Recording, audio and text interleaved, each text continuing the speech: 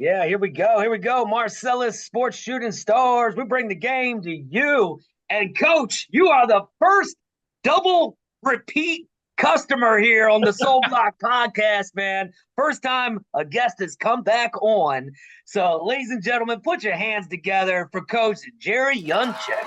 Thank you so much for jumping on here today. Well, your pickings must be slim, man. You had to go back to me a second time because I'm sure your audience is like, get that ugly guy off there and get somebody else on. But I appreciate it. I love talking football. Yeah, man, you definitely love talking football, and you know a lot about football. Coming in right now at 7-1. What an unbelievable start to a season! Once again, 5-0 in the YAI Double A, and we talked about it. You have been on the podcast before, and that was right before that Dallastown game. And my gosh, that was one of those that in 10, 20 years later, a couple old guys at the bar and maybe a lady across the bar are going to be talking about, oh, I remember that. I was there, or I watched it on Sports Shooting Stars. Coach, tell us a little bit about that. It came down to the overtime. Right. Exciting. The thing is, it was one of those deals where if you win the coin toss, let's face it, it's a 50-50 deal, obviously, but whoever does win it truly has the advantage because you're going to opt to go on defense. You defer, give your opponent the ball. They had it down at their end, and there were 300 students that were ready to rush the field. I'm like, God, I can't have this.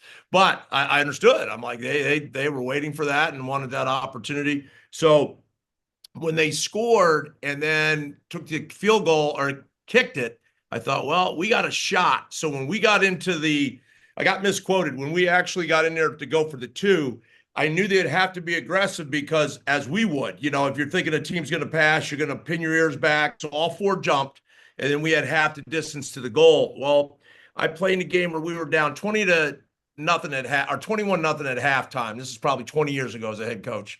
And we were on the road, and we came back, scored 3 times in the second half. It was 21-20. And I chose to kick the extra point and send it in overtime. Dumbest move ever. Our kicker kicked it right in the back of the head of the center.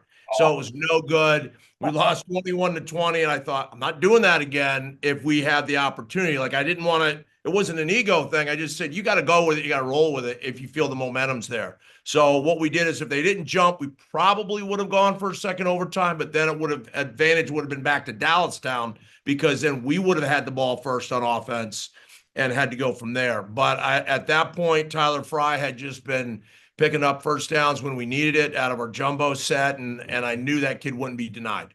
Well, my daughter and the choir of the local Red Lion schools was singing at Horn Field. So as a dad, I couldn't miss that. But I was sitting there watching and glued to my phone. And, that was the Fog Bowl across the East Coast. And all the games that week seemed to be tighter than normal, in my opinion. Like there was some the Red Lion Southwestern game was tight. That Eastern West York game was legendary. And then, of course, your game, was legendary as well. So you keep the streak alive. Since 2018, you haven't lost a YAI AA game, which I'm sure you don't take that for granted, especially with overtime games like that. But now we're moving ahead. And, I gave you props last time for the way you put your schedule together, where you went out to Manheim Township and said, yeah, we want to play the best teams we possibly can. And sure. Manheim Township, we talked about that game. You didn't win that one, but you were saying about how, and I agree. I think that's gonna help you moving on to games like this Friday, 6:00, Archbishop Hoban coming the Hoy from Akron, Ohio, where they're ranked 5th in the state right now. And I actually had a few moments with Coach Terrell earlier, and they've won.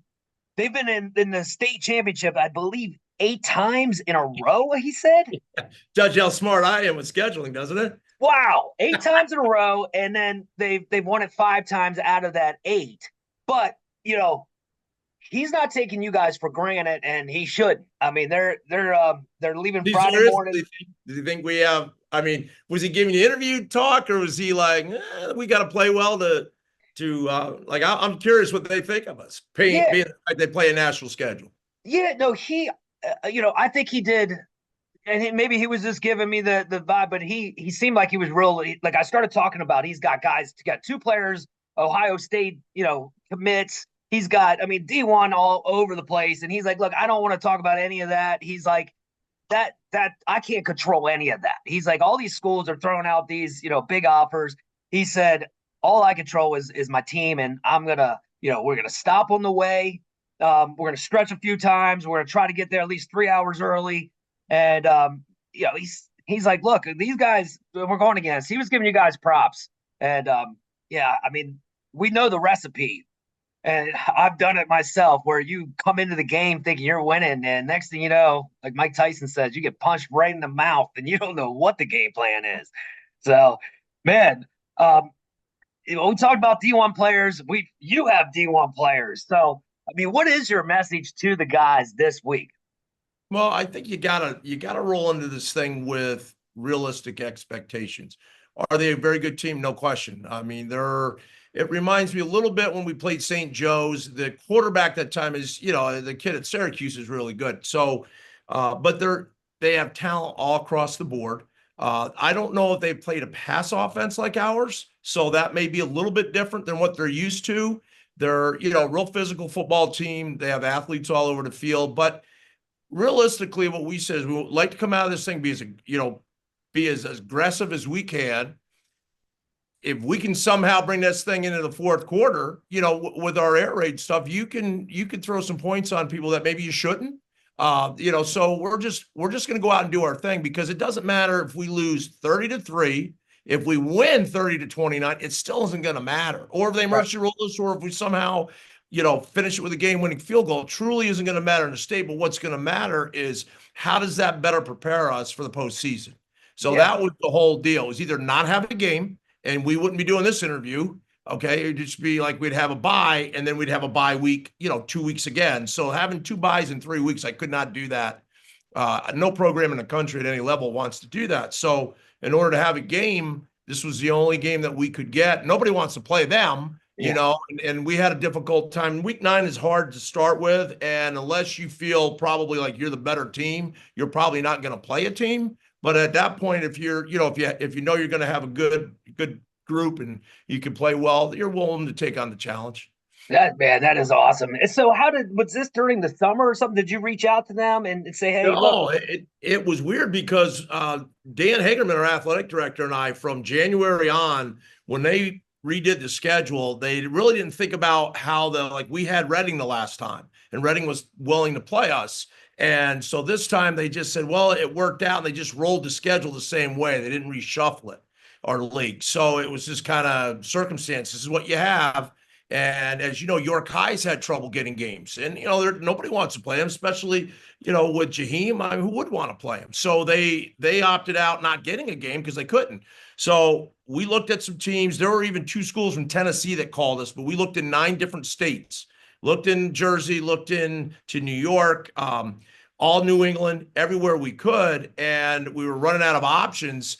And actually, not Moeller, but oh shoot, just thinking of one of the other powers. I mean, there's a couple powers in Ohio. So Maslin, which is, they had the following week, they had week 10. And the guy kept reaching out. I said, Coach, I don't have week 10 available. I mean, but we wanted to just get a game. So we thought, you know what, let's do it. The cool part about it is we return out there next year. I don't know if that's good or bad, but we're going to make the trip. We're going to go to the Pro Football Hall of Fame. I've never been there, or I don't think probably the majority of our team never has. So we'll make it, we'll do it in a positive way, but maybe have practice in the morning here, or stop somewhere at a college and practice in the afternoon. Friday morning, go to the Pro Football Hall of Fame, and then roll into Akron later to play the game. Man, that is awesome. Well, yeah, I guarantee, like you said, no matter what happens on Friday, I'm still thinking that you guys got a good puncher's chance here.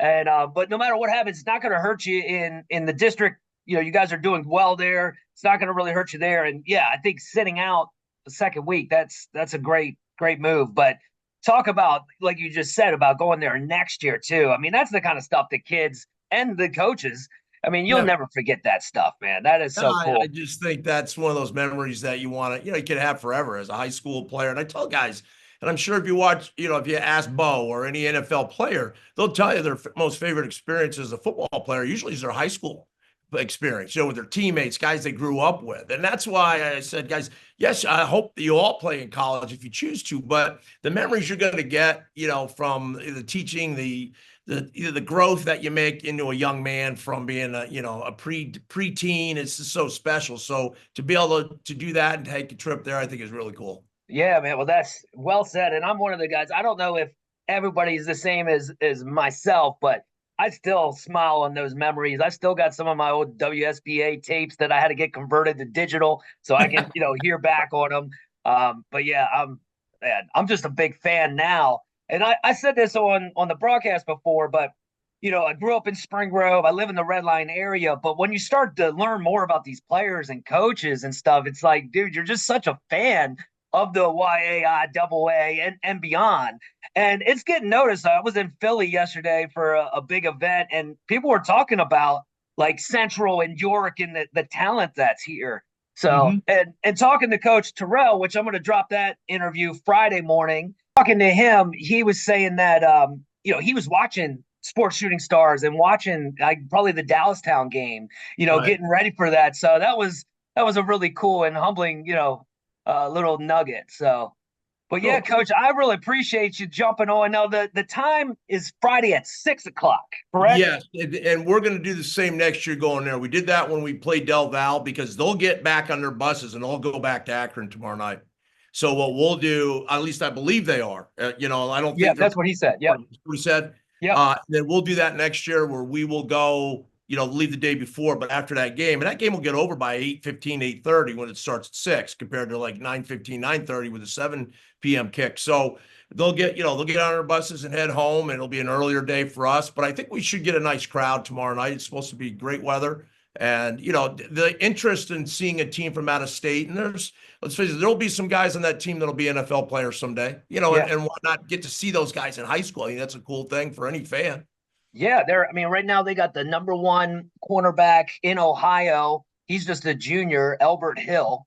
You got the linebacker Eli Lee committed to Ohio State. He's a Yeah, dude. you got, there it really goes on with, and they run with two different quarterbacks, Trent Hayden, the junior, and they bring in senior Ethan Rock Sandwich. I'm sorry, I really messed his name up. But yeah, and it's going to be interesting. Have you kind of looked at both quarterbacks and what the difference is between the Yeah, two? they're different playmakers. The smaller guy is more of their passer, true like pure passer, and their bigger guy, he's a thumper. He's like a Tebow. He's going to run you over if you can. I mean, he's a 235, 240-pound kid. And their tailback, who's only a sophomore, we're reading today, he was a 3-time junior high, like state champion in Ohio in wrestling. And he looks like he's 22. I mean, he's a big kid for a sophomore. I think he's 6'3", about 220. He's their tailback. And he'll be a 5A, recruit and be recruited by everybody in the country. So do they have players? They certainly do. We just hope that, we can throw some uniqueness at them that give ourselves the, puncher's chance. Yeah, man. Well, best of luck. And speaking of running backs, I saw that Deuce got surgery yesterday, I believe. How's he doing? I was told the surgery was very successful. I don't know what HIPAA what I'm allowed to say, but they were really pleased that he got it done. He'll be in recovery and now I'll have to be able to get that thing healed up. But those two guys over the next few years, because Legends really come on, Yeah. and now Deuce, and I think he weighed in 190 pounds. He's a ninth grader.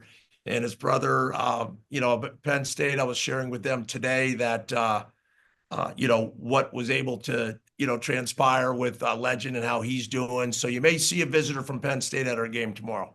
Awesome. Well, I tell the story to my kids a lot because I was coaching on a basketball team in the summer, and both brothers were on the squad, and it was the championship, or it was at the playoffs, and we put Legend in the game, and one of the parents from the other team, it was a tie game, started screaming that he was older and that we were cheating. And I swear the players on that team, all their heads went down, and we ended up smacking by 20. And like we showed documents, no, they just max out. These kids are just in shape.